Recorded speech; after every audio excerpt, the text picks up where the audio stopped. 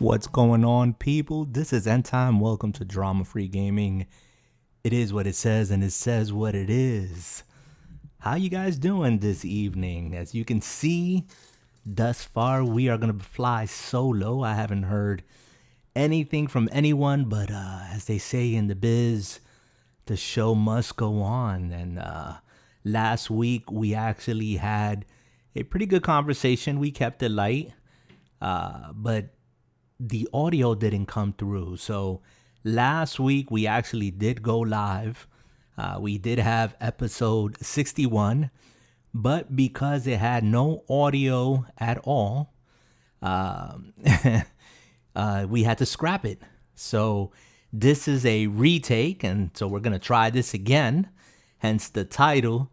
And yeah, we're gonna see what happens with this episode. Hopefully everything goes nice and smooth.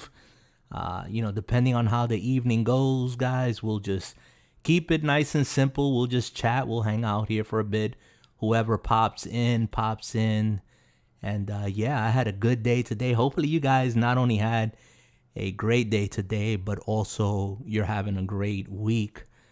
There's been a lot going on in the gaming industry, and I'm going to be honest with you guys. I've been kind of disconnected from, not fully disconnected, but disconnected from the gaming scene. I haven't really been following anything in particular. I know that Elden Ring dropped, and IGN, out of many places, gave it a perfect 10 out of 10.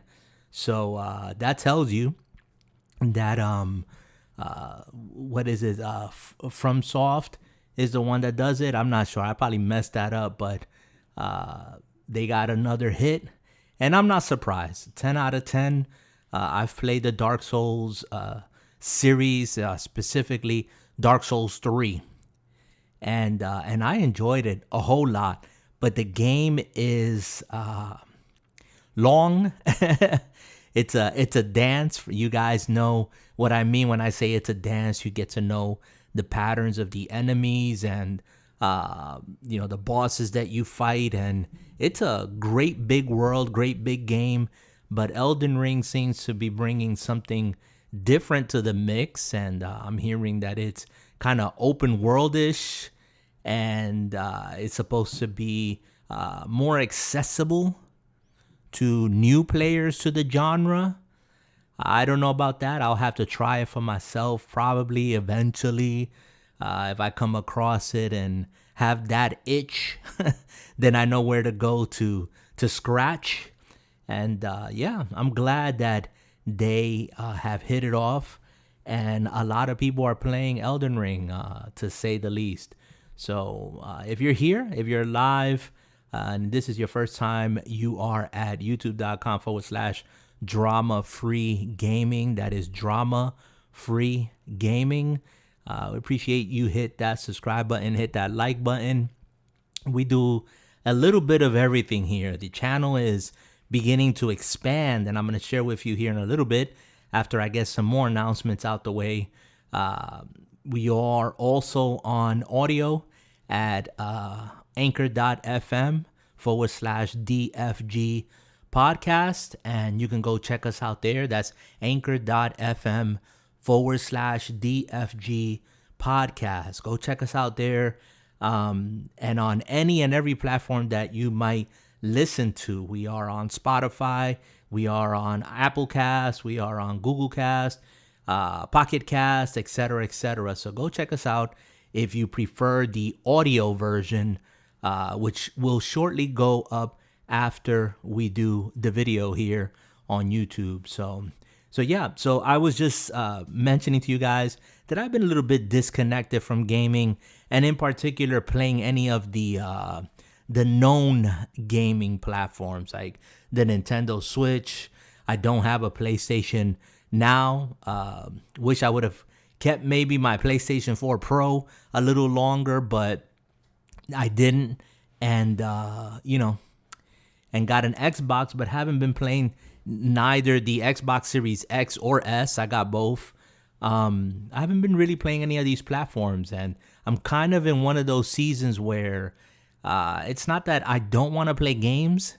It's just that I'm not really interested in any of the games that are out here. And you might be saying, wow, but there's a lot of games that are out. Yeah, I know that. And I got a serious backlog like a lot of you do as well. But I haven't been in a mood to play just games. I've been on VR. As you can see the footage if you're watching this live. I've been a lot on my VR headset, on my Oculus or Meta Quest 2. And so I've been just investing a lot of time in VR, and I can't begin to tell you what a game changer it is that it's wireless. I've said it here before. I'll say it again. It's just so easy for me to just pick it up, grab the controllers, and I can pretty much go anywhere I want to go with it.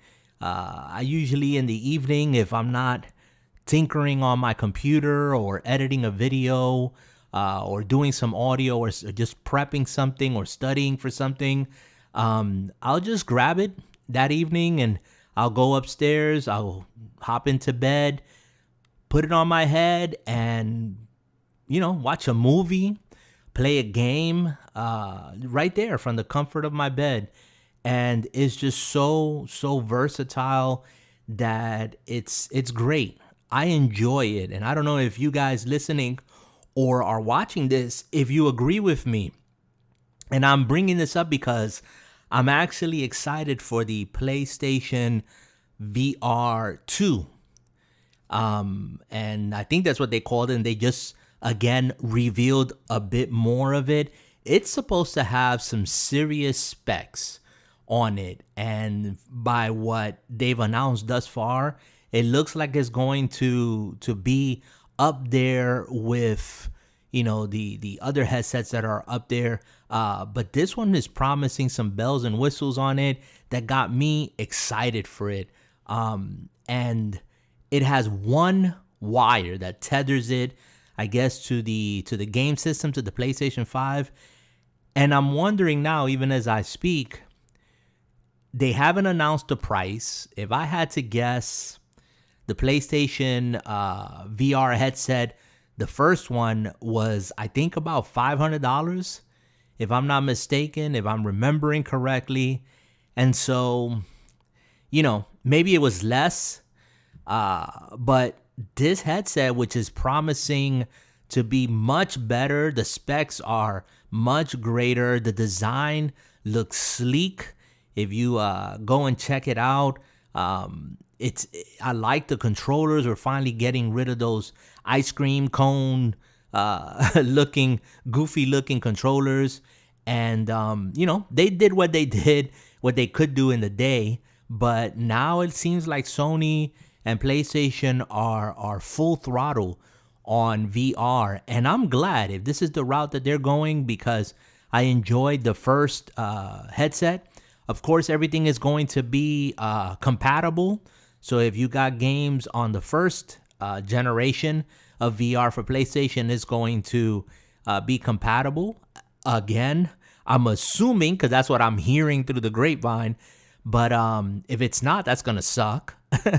But I would assume that that's gonna be the case, and your games are gonna carry over, and you'll be able to enjoy that on a much better spec'd out headset. And again, one wire. Now, I wish that it was wireless, completely wireless. Even if you needed a dongle to connect to the PlayStation 5, and that's another thing that we'll talk about here in a moment, but even if it was a dongle to connect to the PS5 so that the headset could be wireless, I think that that would have been amazing. That right there should have probably been a no-brainer. One wire, okay, we can deal with it, but it's still there. It doesn't give you the freedom of a full 360-degree motion with your headset. So how limiting is that one wire coming out of your headset going into your PlayStation 5 going to be? We'll see, but it is what makes the difference for me at this point in my VR gaming. It's the difference because it's wireless. This Oculus Quest 2 headset, for me, it doesn't have the best graphics. As a matter of fact, I use, like many people out here, use that SideQuest app, and every time I turn it on, I plug my headset via USB into my computer and use SideQuest to activate or go into the settings for the headset. And so I could tweak some resolution settings and some other things that are in there. I'm not going to get into it, but it makes things look better because it's built in there, which is another thing that I scratch my head and I say, if the headset has the capability of having a resolution of 1080, why do I have to use an app to go into the settings? And it's an unofficial app, I guess, SideQuest. I'm not sure. I'm still new to this, guys, so forgive me. But you guys who know out there, you've probably asked the same question. I'm sure you have.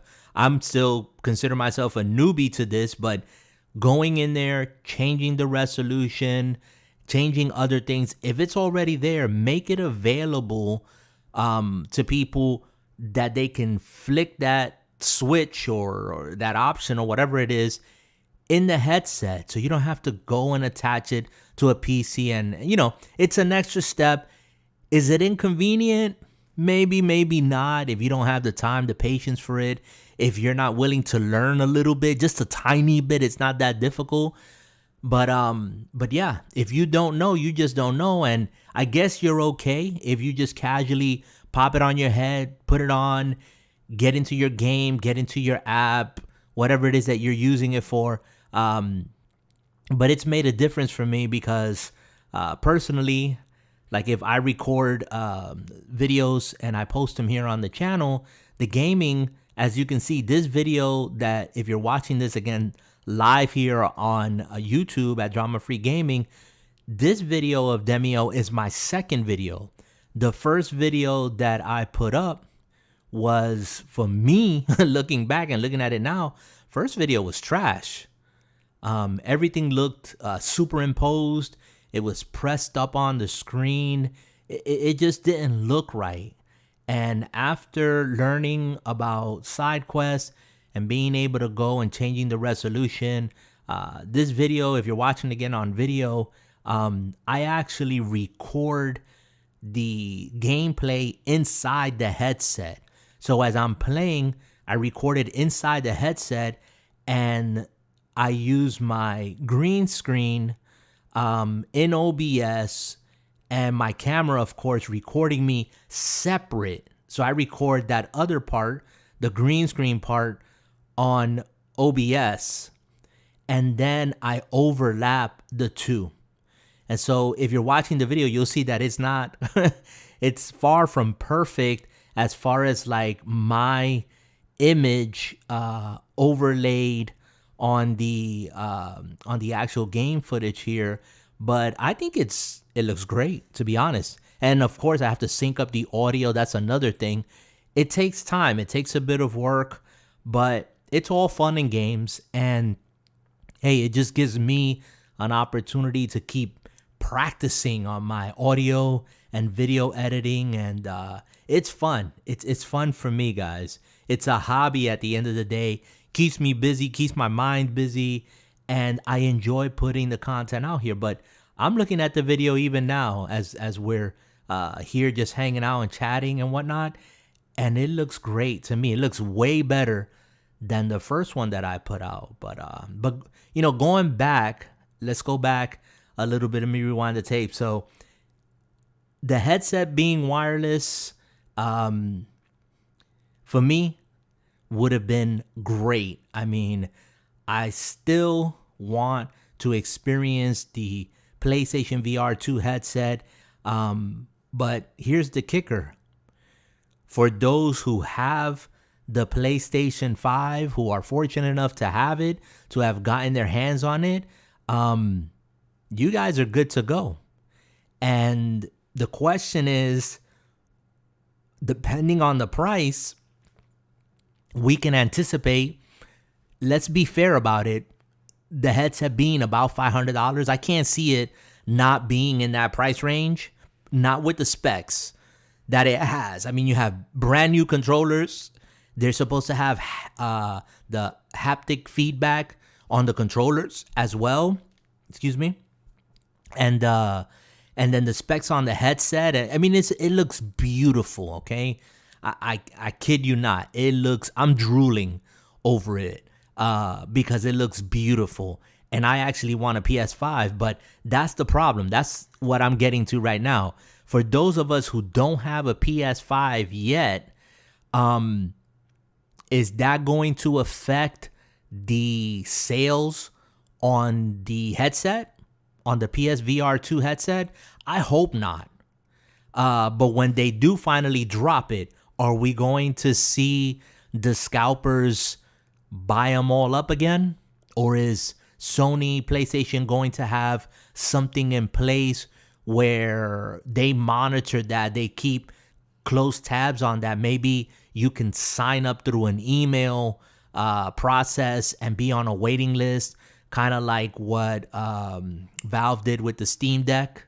So it's not just being released there into the wild, but you know that if I pre-order this and I might put a little bit of money down or whatever, that when my turn comes up, when that cycle comes up, I can actually then be contacted and afforded the opportunity to actually get my hands on it. I mean, I know that people are not probably going to listen to my banter and listen to this channel. Maybe, maybe not. But if anybody of importance, anybody of influence out there is hearing me, please go this route for the sake of us all.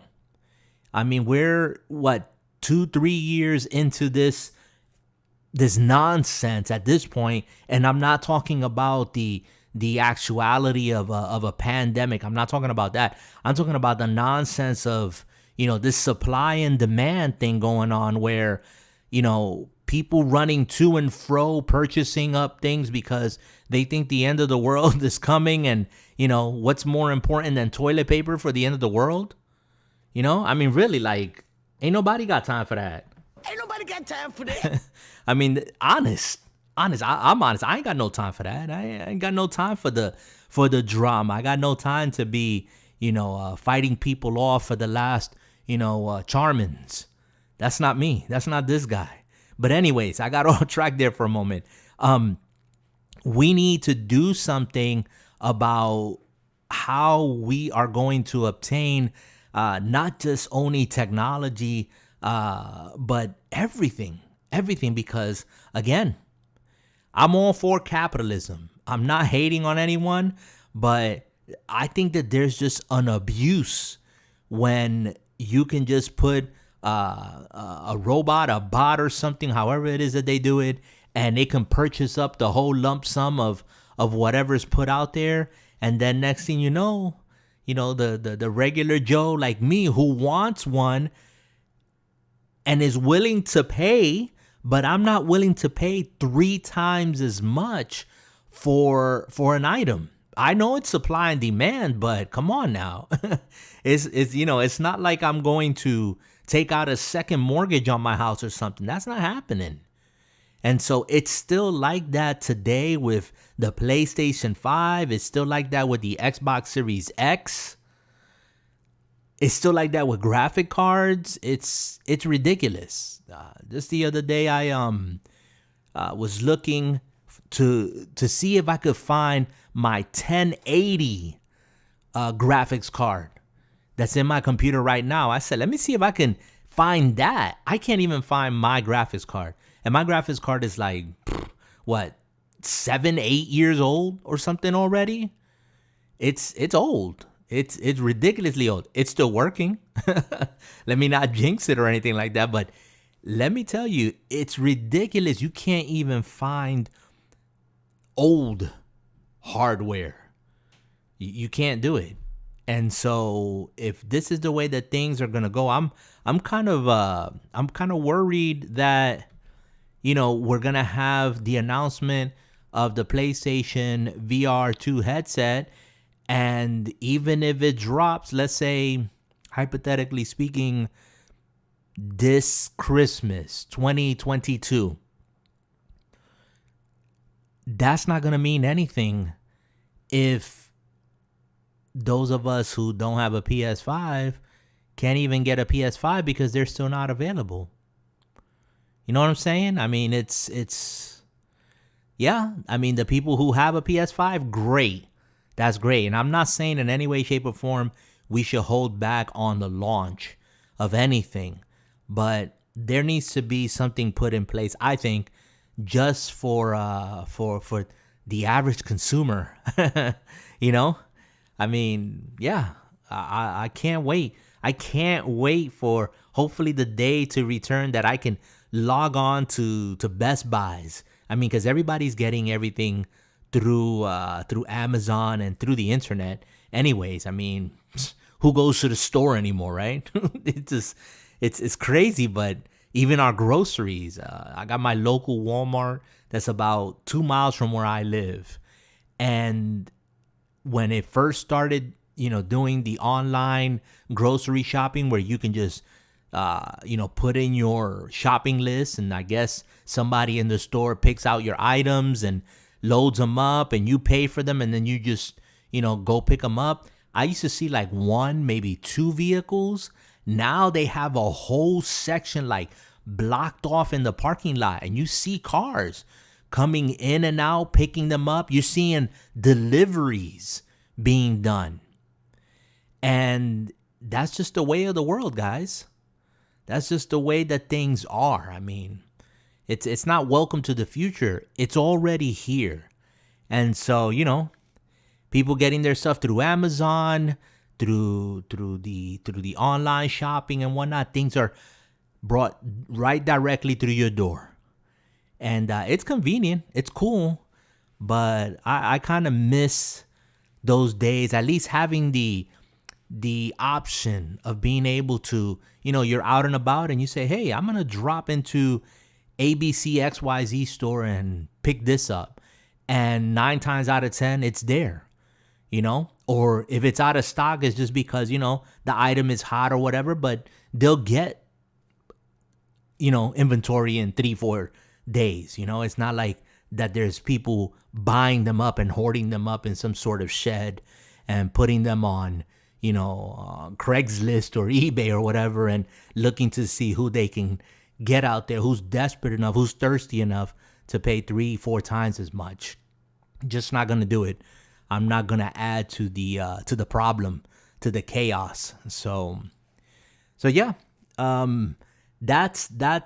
That's the reality. If you guys are listening to this, if you're hanging out with me, we're flying solo today. This is End Time. This is Drama Free Gaming. The show must go on. And we're trying this again at DFG Podcast here on youtube.com/Drama Free Gaming and anchor.fm for the audio /DFG Podcast. Okay, that's anchor.fm/DFG. And you'll find us there on audio and wherever you listen to your audio podcast at. So yeah, guys. So I'm excited for that. That's something that I looked at, I saw, and I said, okay, let's see how things turn out between now and the end of the year, and let's hope for the best. What else can we talk about here? Let's see. Looking around. Anything really catch my interest? Other than that, the VR that we've been talking about, you guys haven't tried it, go check it out. It's worth it. I think I got my brother looking really hard into getting a headset, and we're in that income tax season. So if you're on the refund receiving end, it's a good time. Go get one. Go treat yourself. Let's see. What else can we chat about here? A lot of things happening. Nintendo shutting down servers to their older consoles. I think the DS and the Wii or the Wii U or whatever. And, it's Nintendo being Nintendo.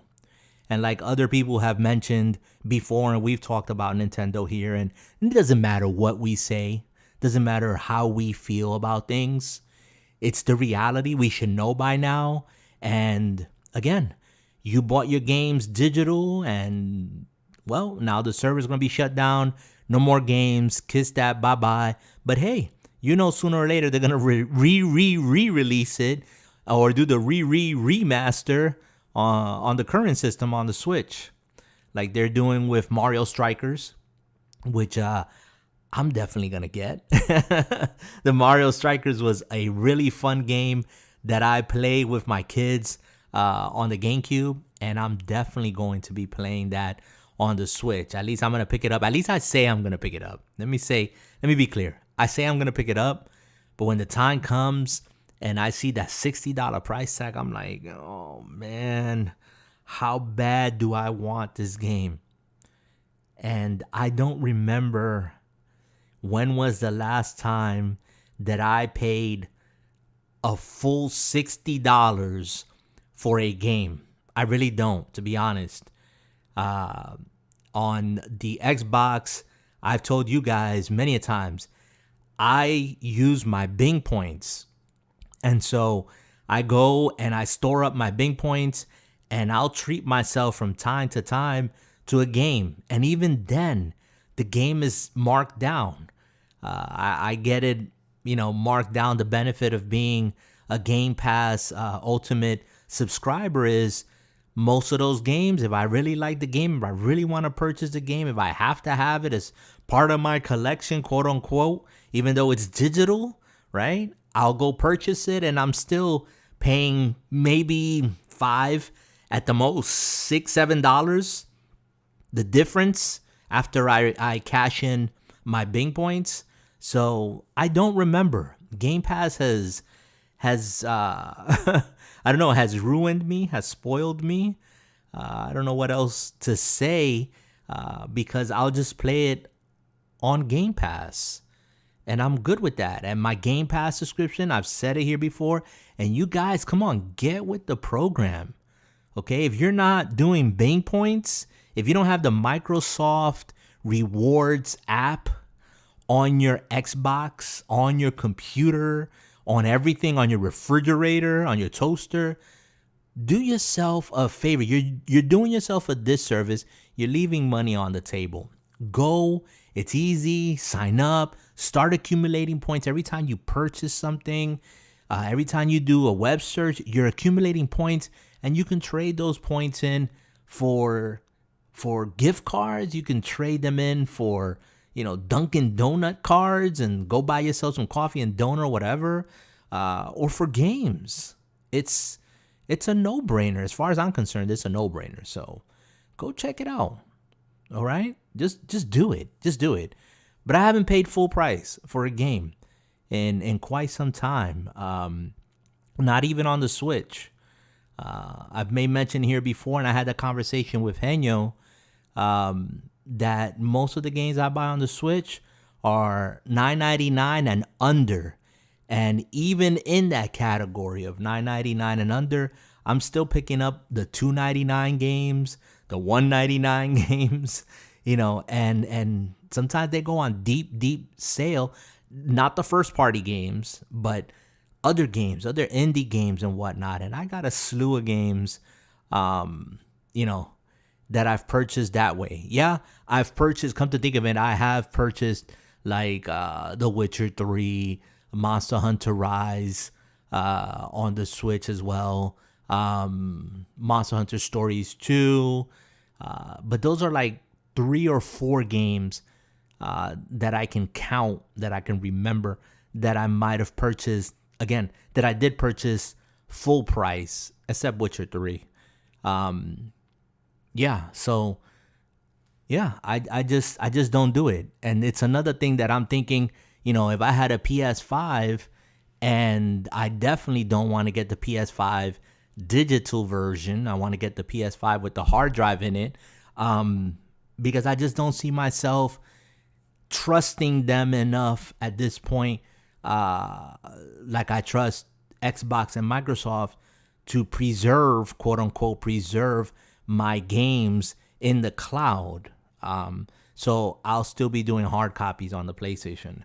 But that's something we've mentioned here before. We've talked about, and yeah, and however you feel about one or the other, it's cool. I mean, sometimes I think to myself and say, maybe I should have stuck with the physical copies of games, and like that I can have my games, quote unquote, forever. But I look at my backlog now, and I look at the service that Game Pass provides and all the access to these games, and I go, there's no way I would have been able to purchase all these games, physical copies, and then where am I going to put them? To be honest with you, like my room would be like wall to wall coverage of all the games that I've ever owned. And I'm just not that guy. I'm not that guy. I just don't. Nah, that's just not me. Nope. Yeah, nope. I just can't do it. I could not have my games stacked up in a room and I'm just surrounded by it. It looks great when other people do it. I love doing the tours, the virtual tours. But for me, nope. Yeah, it's a nope for me. Anyways, man, I really do hope that you guys are doing well. Let me share with you one more thing maybe before I shut it down. It's going to be maybe a short episode this evening. Again, since I'm flying solo, I do appreciate you guys being here. I enjoy doing this. No one is forced to do this. I know Henyo and Jay, who are usually with me, those two guys, hey, they're family guys just like I am. But they still got their kiddos and they're still doing their things, taking them to practice and getting home and doing this and doing that. And I'm not in that sphere anymore. So I'm not taking anybody to practice or bringing them home or doing this, that, and the other. I'm basically, doing my thing at this point. But yeah, I'm hoping here, guys, to be able to continue to do the podcast. If not on Thursday evenings, maybe switch it to another evening if that is more convenient for other folk. If not, we'll see. And I'm just saying that because in a couple of weeks here, I will thankfully be going back to work after being out of work since August of last year. And that was due to COVID and me becoming very ill, and to the point where, I was told that I could have died.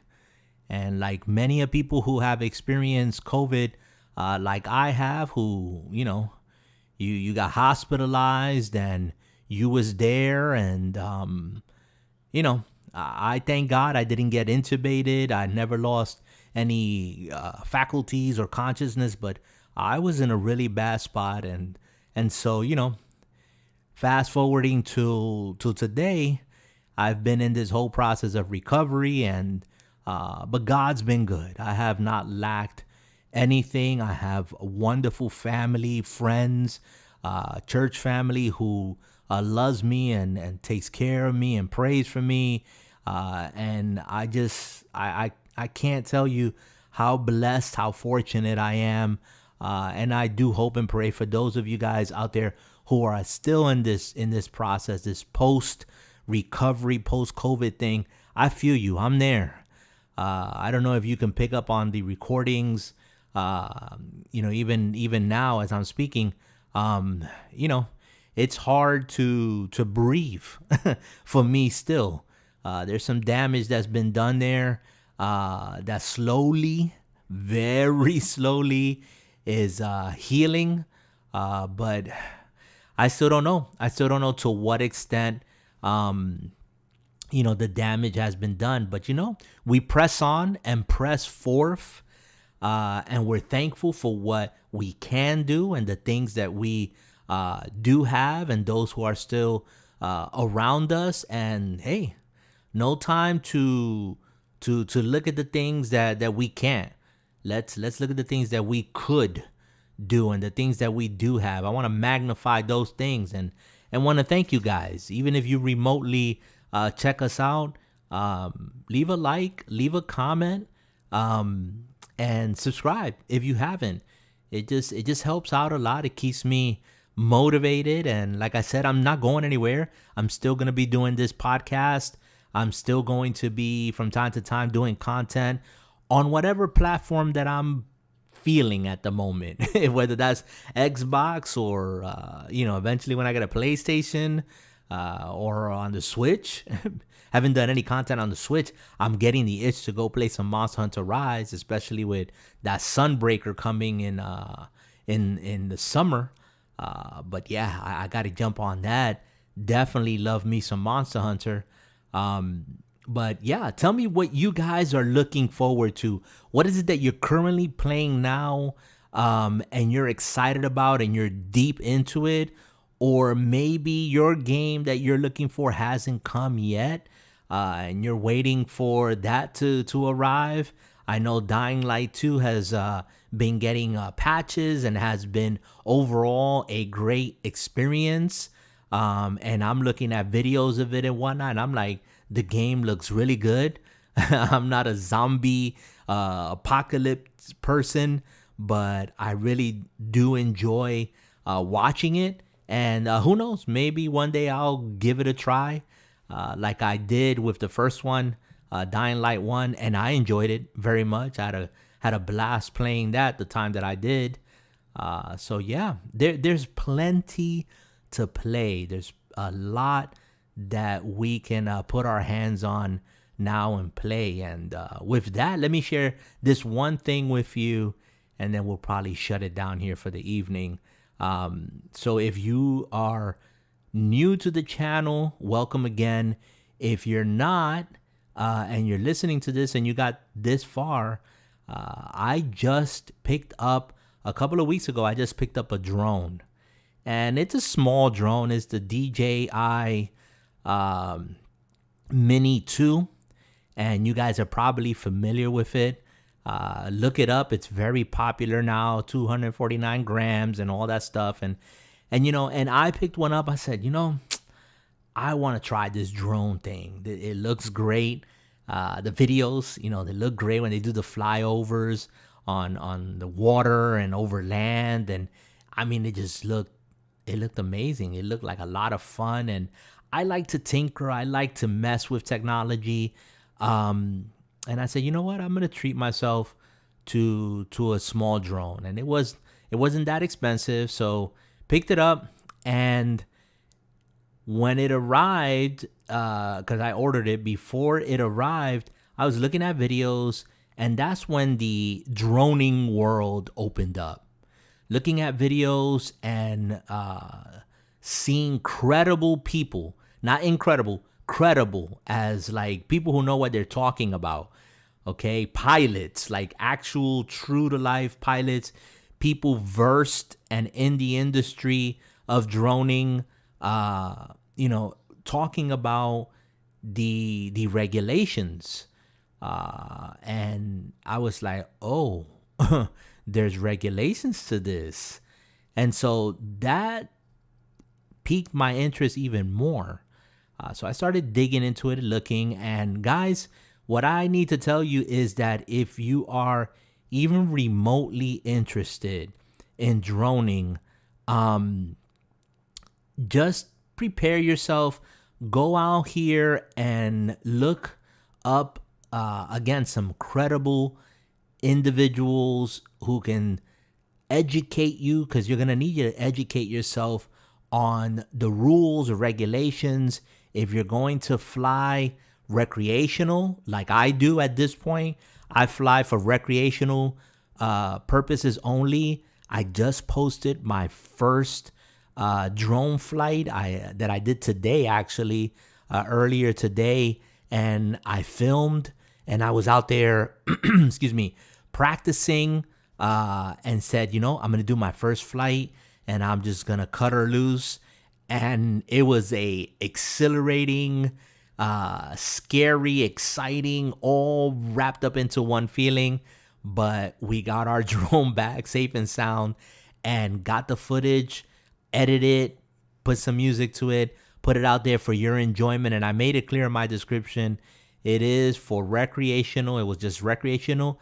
My channel's not monetized. I'm not making any money off of it. And I had to be clear on that, because that's one of the rules. If you're going to fly recreational, you need to make sure that it's for that reason and that reason only, not to, film for your friend's wedding, or even as a favor to, whoever your neighbor, to look at the tiles of his house or whatever. No, you're doing it for strictly recreational purposes. And there's some stuff that goes with it, guys. And me, I like to be straight with my things.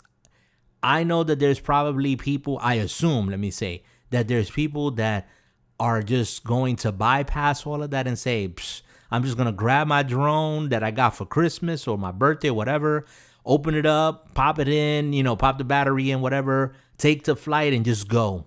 But there's a big community out here of droners, and they're trying really hard, fighting every day to make sure that we are able to continue. And I say we because I feel like I'm part of that community already, and I want to respect and contribute to that community, to make it a better community, a stronger community, to educate other individuals. So even as I go on my adventure droning and learning the ins and out, I want to be able to educate others. So that's what it's about, guys. Make sure that you know that you have to register with the FAA. You have to register your drone. It's only like $5 to register your drone. You have to label your drone with that registry number.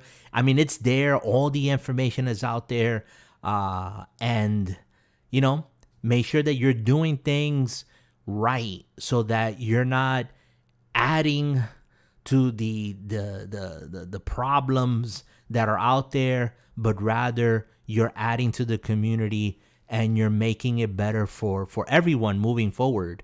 I eventually want to get my certification, and just to have it, just to be able, if I want to fly my drone in the future, or any drone in the future commercially, if I want to, film a wedding, if I want to work, contract work for real estate, company, property, whatever, and I'm doing it for pay and commercially, then I have that certification and I'm good to go. I know what I'm doing, and I'm certified and licensed and legit, and like that, I don't have to be looking over my shoulder, thinking, oh man, I hope I don't get caught. I hope I don't get in trouble. And yeah, so yeah, guys, so expect here on the channel at Drama Free Gaming to see my adventures in droning, as I go out and film, and then come home, edit those videos, make them look nice, and I'm learning in the process, but I just want to enjoy it. It's all enjoyment for me.